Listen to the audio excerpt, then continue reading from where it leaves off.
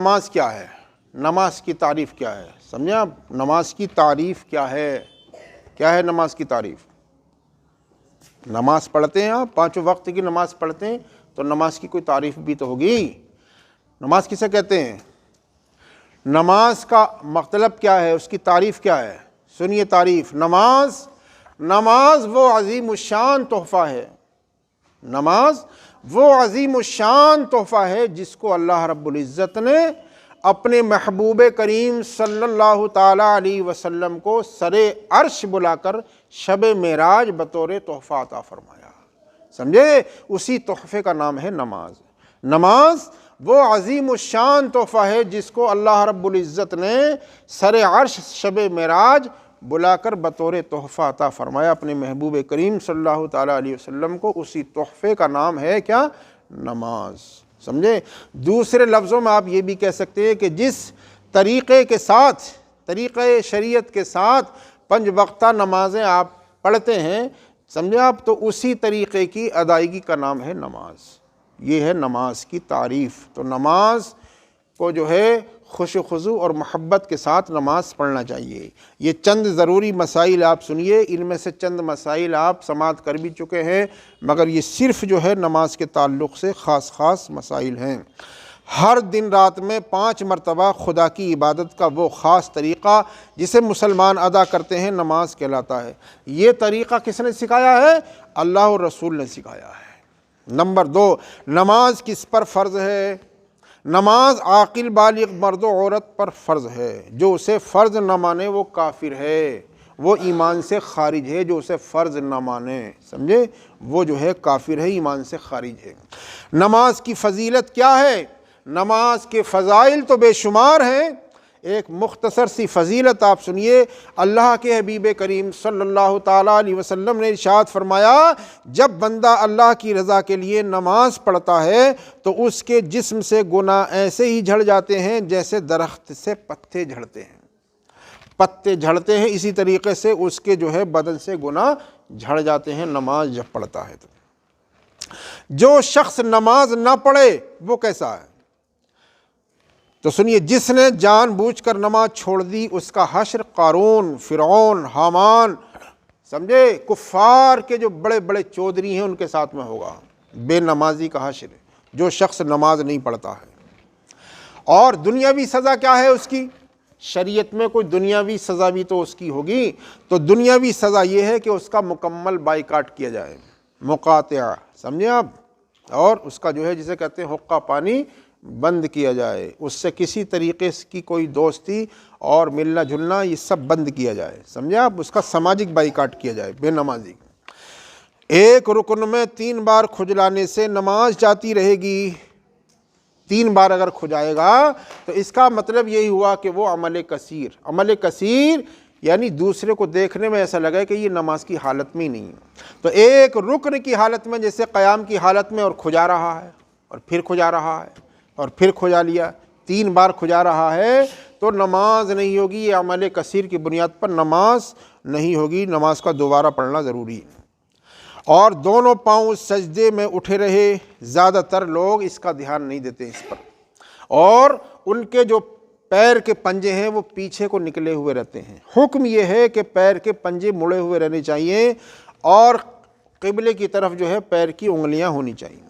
دونوں پاؤں سجدے میں اگر اٹھے رہے یا صرف سرے ٹکے رہے، سمجھے، تو نماز نہیں ہوگی۔ تو نماز مرد کی نماز نہیں ہوگی لیکن عورت کی نماز ہو جائے گی۔ اس کے لیے حکم یہی ہے کہ اپنے پیروں کے پنجے پیچھے کو نکالے۔ نمبر 8، باریک لنگی یا دوپٹے سے نماز نہیں ہوگی۔ مرد کے لیے ناف سے لے کر کے، سمجھے، گھٹنے کے نیچے تک کے حصے کا چھپانا فرض ہے، یہ سطر میں داخل ہے۔ لہٰذا مرد مومن چاہے وہ کہیں بھی ہو، چاہے کھیت کھلیان میں ہو، کسی کاروبار میں ہو، کہیں بھی ہو، سمجھے، گھٹنے تک کا حصہ جو ہے چھپانا فرض ہے۔ لہٰذا کسی مرد نے اگر ایسی باریک کپڑے یا باریک لنگی وغیرہ پہن کر نماز پڑھی جس سے جسم جو ہے جھلک رہا ہے، دکھائی دے رہا ہے، تو نماز نہیں ہوگی، نماز کا دوبارہ پڑھنا ضروری ہے۔ سمجھ گئے آپ؟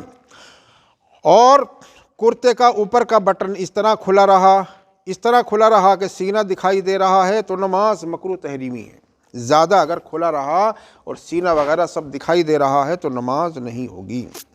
چشمے میں ناک کی ہڈی نہیں دبی تو نماز مکروہ تحریمی، اور چشمے کی کیا تخصیص ہے؟ چشمے کے علاوہ بھی ناک کی ہڈی نہیں دبی اور پیشانی وغیرہ نہیں جمی، سمجھے آپ، تو نماز درست نہیں ہے۔ فاسق معلن کے پیچھے نماز مکروہ تحریمی ہے۔ فاسق معلن کا ذکر آپ نے سن لیا، جو داڑھی کٹاتا ہو یا منڈاتا ہو یا بڑا گناہ کا ارتکاب کرتا ہو علی الاعلان، اس کے پیچھے نماز مکروہ تحریمی ہے اور واجب الاعادہ ہے۔ جب فاسق فی العمل کے پیچھے نماز نہیں ہوگی تو فاسق فی الاعتقاد کے پیچھے نماز کیسے ہو سکتی ہے؟ بدعقیدہ کے پیچھے نماز ہرگز نہیں ہو سکتی۔ چین کی گھڑی سے نماز مکروہ تحریمی ہے، بدعقیدہ کے پیچھے نماز نہیں ہوگی۔ کرتے کی آستین چڑھا کر نماز مکروہ تحریمی ہے، سمجھے، ہاف آستین سے تنزیہ ہے، اگر کپڑے ہوں کپڑے نہ ہوں تو تنزیہ بھی نہیں ہے۔ ہاف آستین پہن کر کے مکروہ تنزیہ ہے، خلاف مستحب ہے، سمجھے، جبکہ کپڑے دوسرے موجود ہوں، اور دوسرے کپڑے اگر موجود نہیں ہیں تو وہ تنزیہ کراہت بھی ختم، تنزیہ بھی نہیں ہوگی، نماز ہو جائے گی۔ نمبر 15، الٹا کپڑا پہن کر نماز مکروہ تحریمی ہے۔ الٹا کپڑا پہن کر نماز مکروہ تحریمی ہے۔ کسی نے جو ہے دھوکے میں اگر نماز پڑھ لی تو اس کا لٹانا ضروری ہے۔ کپڑا کھونس لینے سے نماز مکروہ تحریمی ہوگی، اوپر کو کھونس لیں یا نیچے سے فولڈ کر لیں، نماز جو ہے مکروہ تحریمی واجب الاعادہ ہوگی۔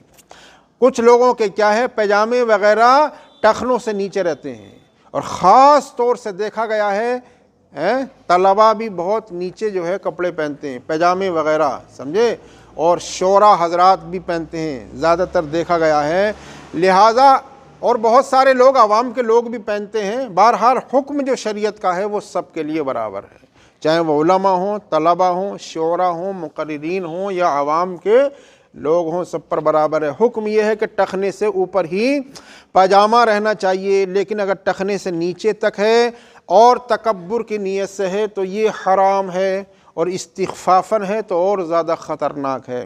لیکن تکبر کی نیت سے نہیں ہے، بس یہ ہے کہ بے توجہی میں ایسے ہی ہے، سمجھے، اور نیچے تک جا رہا ہے تو اسے فولڈ کرنے کی ضرورت نہیں ہے، اوپر سے کھونسنے کی ضرورت نہیں ہے، بلکہ حکم یہ ہے کہ اس کو جو ہے نیچے چھوڑ دیا جائے، اسی طریقے سے نیچے چھوڑ دیا جائے، نماز مکروہ تنزیہ ہوگی، مگر نماز یہ ہے ہو جائے گی۔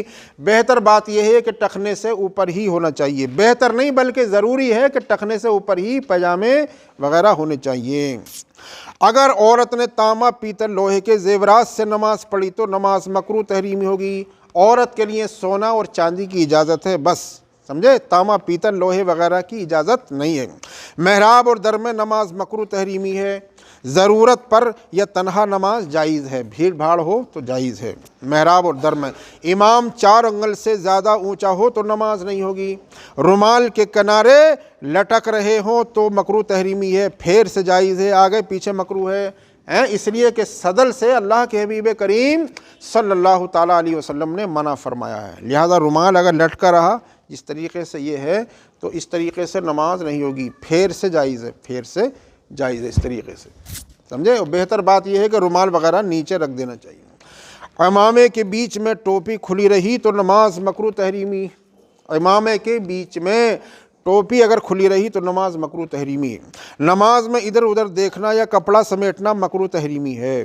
منہ اور داڑھی چھپا کر نماز منع ہے۔ امام نے قرأت شروع کر دی تو مقتدی ثنا نہ پڑھے، اس لیے کہ قرأت کا سننا فرض ہے اور ثنا کا پڑھنا مستحب ہے، اس لیے عمل جو کیا جائے گا وہ فرض پر کیا جائے گا۔ سنت غیر مؤکدہ میں تشہد کے بعد درود، تیسری میں ثنا، یعنی عصر کی سنتوں میں اور عشاء کی سنتوں میں 2 رکعت پر جب بیٹھتے ہیں، سمجھے، تو 2 رکعت پر قاعدہ اولیٰ میں بیٹھنے کے بعد درود شریف بھی پڑھنا چاہیے، یہ بہتر ہے۔ اور تیسری رکعت کے لیے کھڑے ہوں، کب؟ عصر کی سنتوں میں اور عشاء کی سنتوں میں تیسری کے لیے کھڑے ہوں تو ثنا پڑھنا بہتر ہے۔ فجر کی سنتیں رہ گئیں تو طلوع آفتاب کے 20 منٹ کے بعد پڑھے، طلوع آفتاب سے پہلے نہ پڑھے، فجر کی نماز کے بعد نہ پڑھے بلکہ طلوع آفتاب کے 20 منٹ کے بعد پڑھے۔ تکبر سے ٹخنا چھپ جائے تو نماز مکروہ تحریمی ہے ورنہ تنزیہی ہے۔ دونوں پنجوں کے درمیان 4 انگل کا فاصلہ ہونا چاہیے۔ بیٹھ کر نماز پڑھے تو رکوع میں کتنا جھکے، سمجھ گئے، نفل وغیرہ پڑھتے ہیں یا معذور لوگ بیٹھ کر نماز پڑھتے ہیں تو دیکھا گیا کہ پچھلا جو دھڑ ہے سرین وغیرہ اسے اٹھا لیتے ہیں. سمجھ گئے آپ؟ یہ فعل عبث ہے. عبث بس یہ ہے، حکم یہ ہے، اور اس کا درمیانی جو ہے طریقہ یہی ہے کہ آپ کی پیشانی جو ہے وہ گھٹنے کے مقابل آ جائے، رکوع میں اتنا جھکیں. الٹے مسلح پر نماز پڑھی تو ہوگی یا نہیں ہوگی؟ الٹے مسلح پر نماز پڑھی، الٹی صف پر نماز پڑھی تو نماز ہو جائے گی. اس لیے کہ صفی تو الٹی ہے، نمازی الٹا تھوڑی ہے. سمجھ گئے؟ نماز ہو جائے گی لیکن صف الٹی ہونی نہیں چاہیے. چادر کندھے سے اوڑھنا مکروہ ہے، نماز خلاف سنت ہوگی. سمجھے؟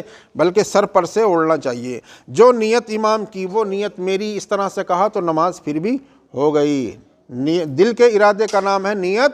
لوگوں کو یہ تو سب کو پتہ ہے ہی کہ یہ نماز پڑھا جو رہے ہیں یہ ہمارے امام ہیں، اور امام صاحب نے بھی یہ نہیں کہا کہ میں اس قوم کا امام ہوں. سمجھے؟ نماز پھر بھی ہو جائے گی، اس لیے کہ امام صاحب جو ہے آ گئے ہیں تو سب کو دکھ رہا ہے کہ یہ ہمارے امام ہیں، اور امام کو دکھ رہا ہے کہ میں اس قوم کا امام ہوں. لا الہ الا انت سبحانک انی کنت من الظالمین، اس کے بارے میں پہلے بھی بتایا جا چکا ہے کہ یہ اجتماعی دعا میں یہ آیت نہیں پڑھنا چاہیے. سمجھے آپ؟ بہت سارے لوگ پڑھتے ہیں، اس لیے جو ہے انفرادی طور پر یہ پڑھنا چاہیے. اس لیے کہ حضور مفتی اعظم ہند نے اس سے منع فرمایا اس کے اجتماعی دعا میں پڑھنے سے، اس لیے کہ اس کا مفہوم یہ ہے لا الہ الا انت، نہیں ہے کوئی معبود اے اللہ سوائے تیرے، سبحانک تیری ذات پاک ہے، انی کنت من الظالمین بے شک میں ظالموں میں سے ہوں. تنہا پڑھ رہا ہے انفرادی طور پر تب تو اپنی عبودیت اور بندگی کا اظہار کر رہا ہے، عاجزی کا اظہار کہ میں ظالموں میں سے ہوں. لیکن یہ کہ اجتماعی دعا میں جب پڑھے گا تو کیا مفہوم ہوگا؟ لا الہ الا انت سبحانک، اے اللہ تیری ذات پاک ہے، تیرے علاوہ کوئی معبود نہیں ہے، تیری ذات پاک ہے.